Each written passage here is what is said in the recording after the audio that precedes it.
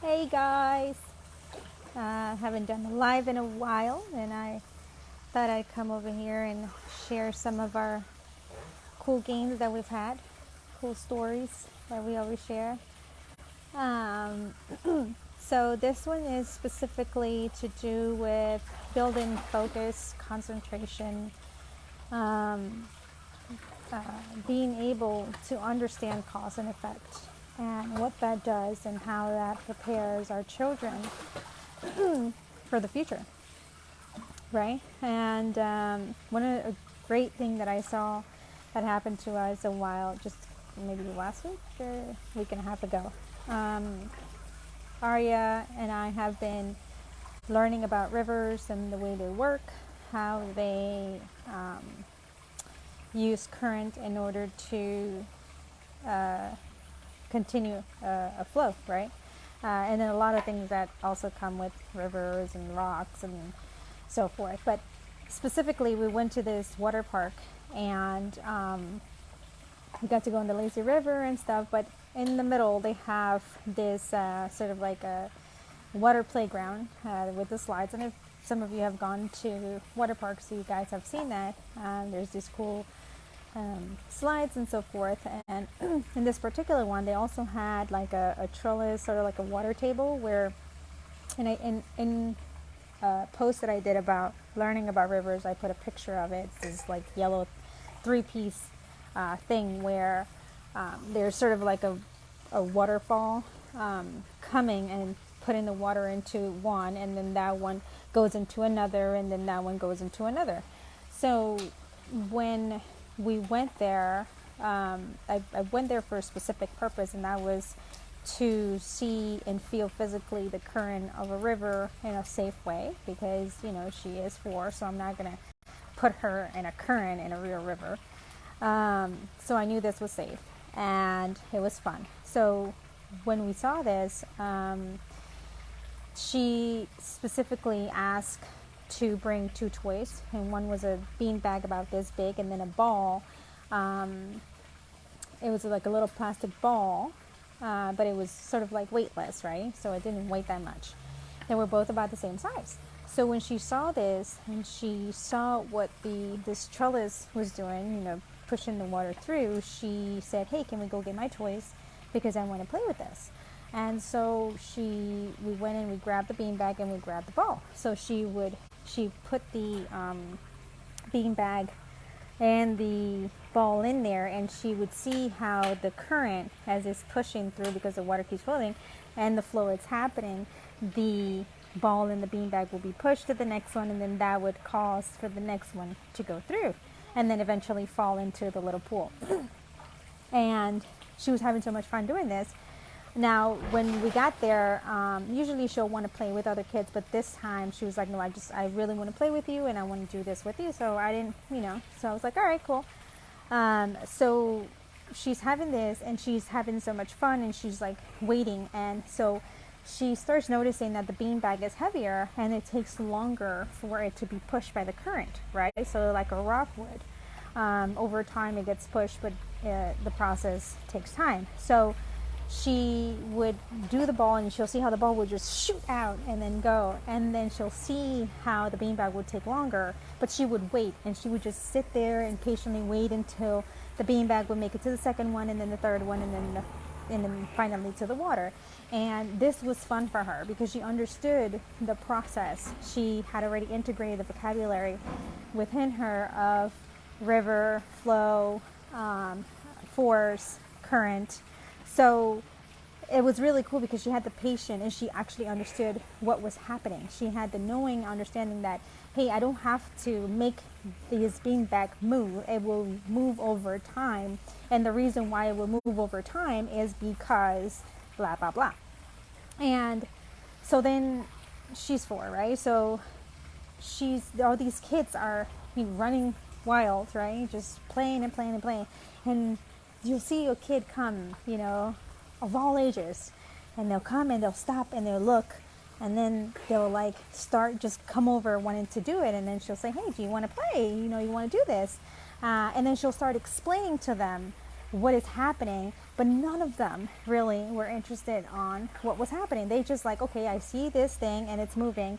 And then it was really interesting because when they would see the bean bag, they would go and try to grab the bag and move it themselves, right? And there was like zero patience of like waiting. And then you'll see Arya saying, no, you have to wait. You have to give it a minute because it's going to do it on its own. You just have to give it time. It's heavier. And, you know, there's this 4-year-old talking to older kids and they'll like look at her like, no, I just wanted to move, right? Like it's at my time, not at those beanbags time. And you'll see them try to grab it and then she'll explain it and then they'll like wait and then, oh, okay. And then they'll stop and see the process. And then some of them will stay and some of them had zero patience and they would just like move on and keep playing something else. And then you'll see it over and over again. I mean, we were there for at least 40 minutes just doing the same thing. And then over this time, so many kids passed by and most of them kept going because they weren't there to just like see the process of something happening and be actually interested. And then at one point, one kid, I would say he was about 10, came and he moved one of these pieces so it stopped the flow of the water. And immediately Arya said, hey, if you move it, it's gonna stop the flow. The current stops. And he's looking, he literally went like this to her, like, what? And she's like, yeah, there's no current, so my ball can't move. And so as this is happening, he's like, okay. And then he just walks away and she puts the thing back and then she keeps going, right? And then towards the end, there was a group of kids, I was like 4 that came, and then they all started seeing, and then she explained to everybody like, hey, listen, if you put it from the top, it's going to get to the bottom. And she was like, this one's going to be faster, this one's going to be slower. And then they were there all, you know, playing with her, and these are older kids, these are 8, 9-year-olds, and she's explaining to them how this process works. And, you know, towards the end, I was like, okay, well, you know, we've been here for a while, so we got to go. It was really interesting to see the difference of focusing and being able to understand something and therefore be interested in fun because you actually know what's happening. You don't have to rush it. You just know what's going to happen. So therefore you don't have to think. If you put it this way, sweetie, everybody's going to get wet. Okay. So if we shoot it that way, it'll be better. Yeah. It was really interesting to see how, for her, it was really fun. It was interesting. She had the patience to wait because she knew cause and effect. She knew what it was going to take for it to fall into the next one. And it wasn't going to be immediately. There was no instant happening as it was with the other ball. And she didn't mind that this one was slower. And it wasn't like, oh, I'm just going to play with the ball because it goes faster and I need faster results. I am going to play with both because I understand that they both give me different results. And it was really cool to see this. And the reason why I bring this up, and I thought it was really cool, is because now in where we are today, most children have been taught this instant gratification, this instant ability to just get everything like this, like everything happens like this. And if they don't, if it's not happening that way, they walk away. They move forward. They don't want to wait because of this instant gratification. But when you are able to integrate the vocabulary, when you're able to understand why things happen and the time that it takes for them to happen, knowing that it will eventually happen, then you're more likely to stay there and participate and be along with what is happening. And I was laughing this morning in the car. I was with my stepdaughter, and she would play a song, and she didn't, like within a minute she would change it, right? So I started laughing. She's like, I know. And she, you know, we started talking about this whole subject, and you know, she was like, oh my God, you're so right. You know, when I start doing homework, I'll start it and then I'll say, and then like I get halfway through and then I'll start another homework and then she'll stop and then she'll start another homework and then she'll stop, right? But then she's like, I have like 9 homeworks and all of them are halfway done, but none of them are completed. And so what if you could, from a young age, start your children to be able to understand? Because if you understand the process and you understand what the result is going to be and you have that integrated within you, then it's just a matter of process, right? So there is no problem on doing all that boring work because you know that there's going to be that outcome. And I thought it was really interesting that, we really see it every day, but do we actually stop and think of the consequence that this brings to our children?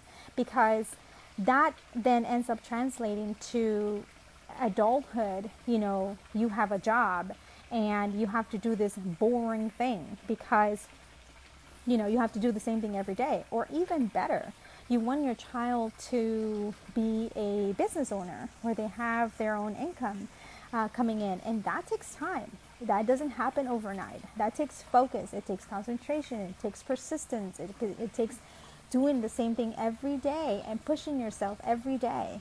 And if that is not imprinted from childhood, from the first 7 years of your life, it is a lot harder to do it from adulthood, because you have to reprogram yourself to do so, rather than doing it from the first 7 years of your life, right? So if we can get children to be able to do this so effortlessly, when is the fun time, right? Because right now Arya can do it with this really cool game, right? Because it's like, oh, this ball is falling and it's so cool, and I know this is going to take longer and this is going to be faster, and that's super cool. So if you're able to do it while it's fun, while you can do something, have fun with it, learn all these processes, when it's fun, then it'll be so much easier because it's already programmed within us to do it as adults, right?